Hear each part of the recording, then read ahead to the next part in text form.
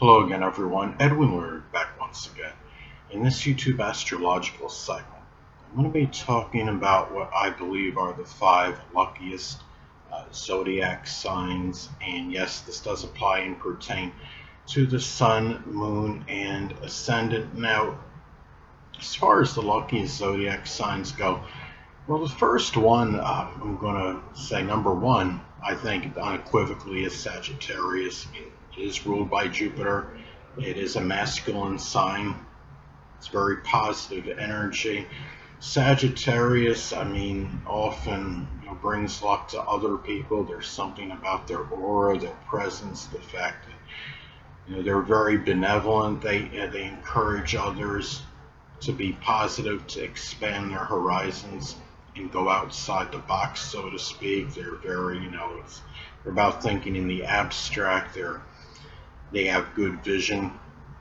Sagittarius can be prophetic, and what they will do is, Sagittarius is the kind of person that will even, they'll take the most despondent person, the most pessimistic individual, and they can make them much happier, much more positive.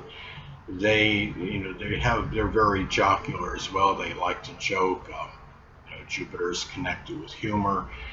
Ruling Sagittarius, and Sagittarius, they will emphasize the bright side of things, and they do encourage others to do the best that they possibly can. Some of you may remember Rex Ryan, who was the coach of the New York Jets for some time, and he led the Jets to two consecutive AFC title games, and they basically did it. I don't want to say he could be mediocre quarterback, a little better than average quarterback in Mark Sanchez.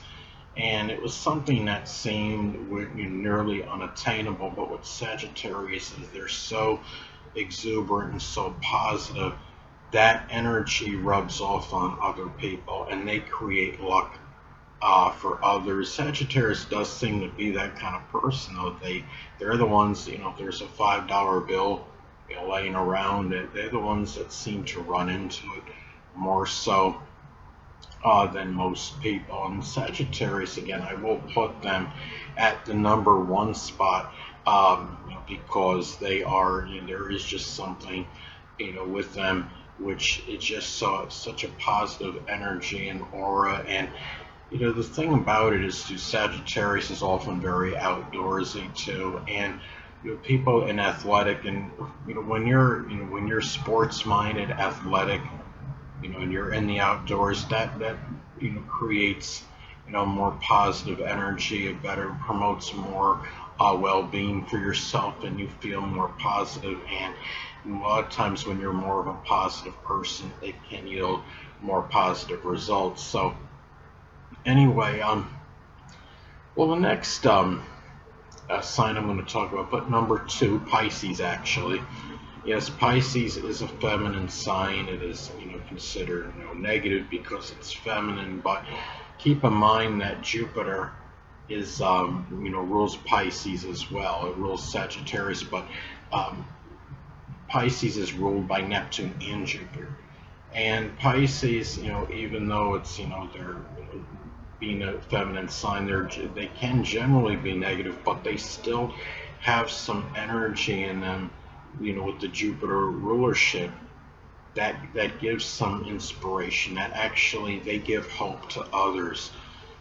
There's something about Pisces. Pisces seems, if they're even, if they're down and out and they're struggling, even in an impoverished situation, they seem to have like a little luck that seems to extricate themselves, from a financial dilemma when need be.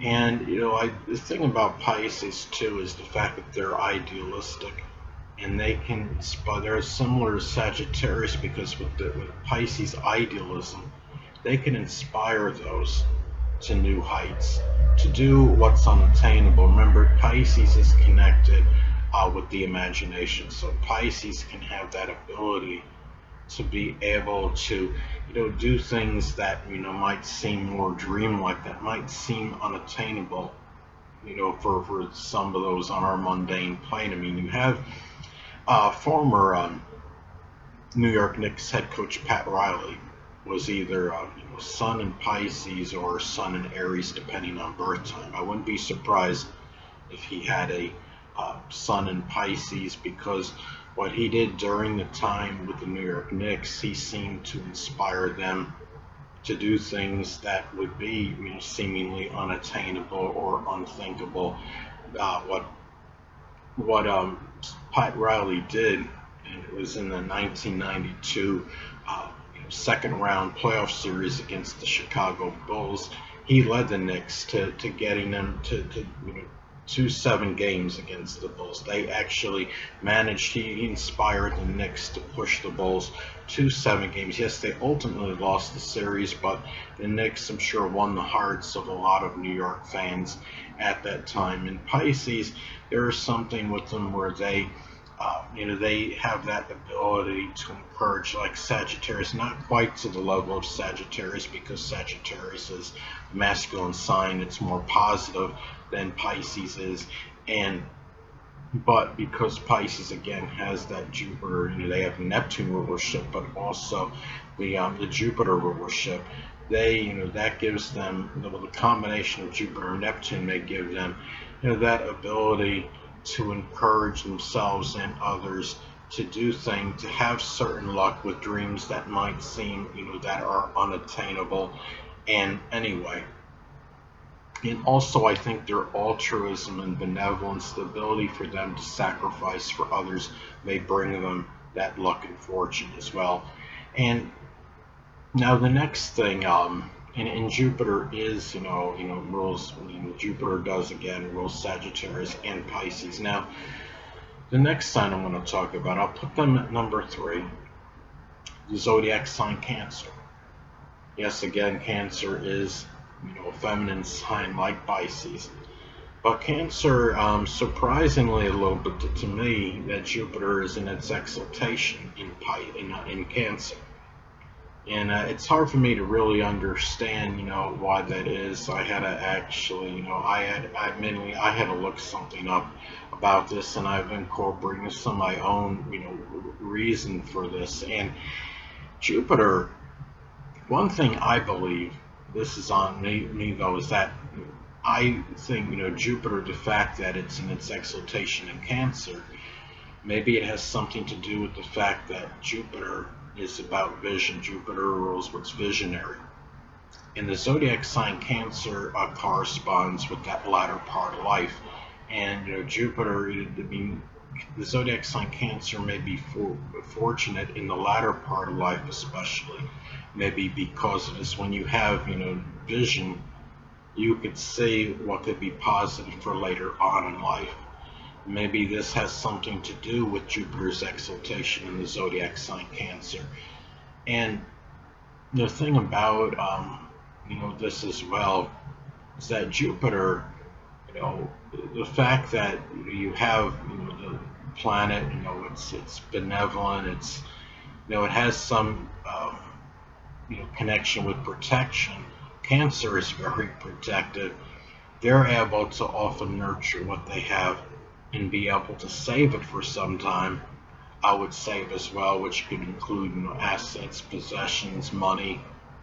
And the thing about this as well is that Jupiter, again, Jupiter being in Sagittarius, I should say, Jupiter ruling Sagittarius, ruling Pisces, and being exalted in Cancer. Those are the 3, I would say, the best up to this point. Not up to this point. I do believe those are the 3, those signs that can be the luckiest.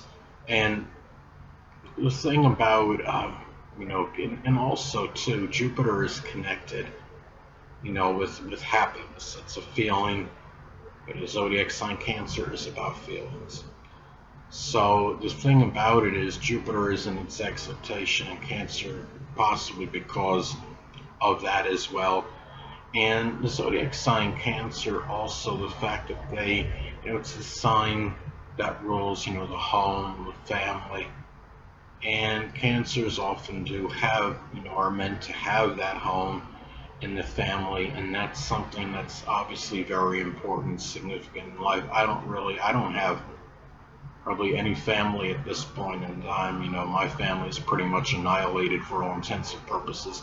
My sun sign is Cancer, but there's other things you have to look at in your chart for that. So, as far as just being, say if you have the sun, moon, or ascendant in Cancer, that doesn't automatically mean that you're going to have some kind of abundance, or as far as a large family or what have you. So, anyway, hold on a moment, people.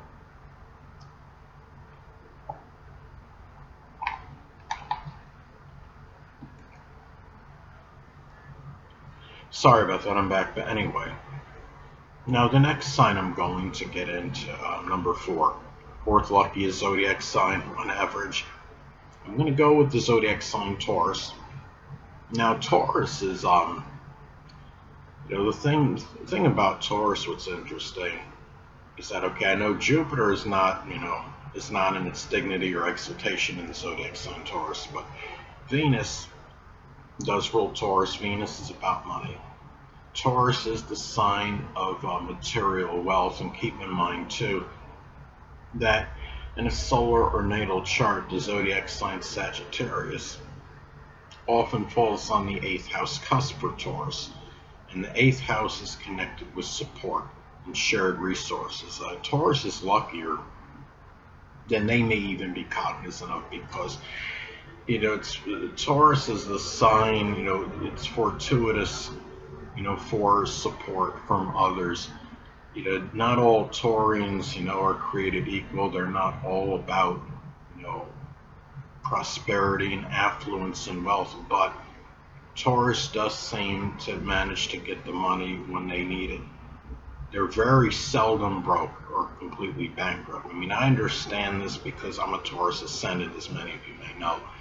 And there's something about Taurus that just seems to have what they need, at the time materially, when it really, when push comes to shove, even if they're in, an impoverished situation, what have you. The Taurus seems to come into things when they actually need it, that help them out, and it's, they seem to get that, that benevolent support from others when needed. So, you look at and the fact that Taurus, some Tauruses, and I'm using, the quote from The Rising Sign by Jean Avery, and what she said about Taurus, something about he meaning universal, can be a money-making wizard.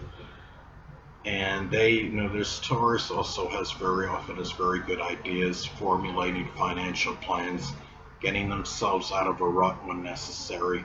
So I'll go with Taurus as the 4th luckiest zodiac sign. Now, last but not least, I'm going to go with Leo as the number 5 in the luckiest zodiac signs. Now, Leo, I think they bring a lot of their luck and fortune with them, with their sunny disposition. They're similar to Sagittarius. Remember that Leo is ruled by the sun, and again, they brighten others' lives. They could be very vivacious. They bring that energy to others. It's like the way the sun, can power a solar car. The sun, Leos can give power to others. They do things for them when they raise their, can elevate other spirits. Leo often has near inexorable energy. They often will use that energy, I would say, to assist others as well. Leo seems to be generally, fortunate with things. They seem to have, their lives often, seem to be better than a lot of other people's. They're very extroverted and gregarious. They attract the right people in their lives often.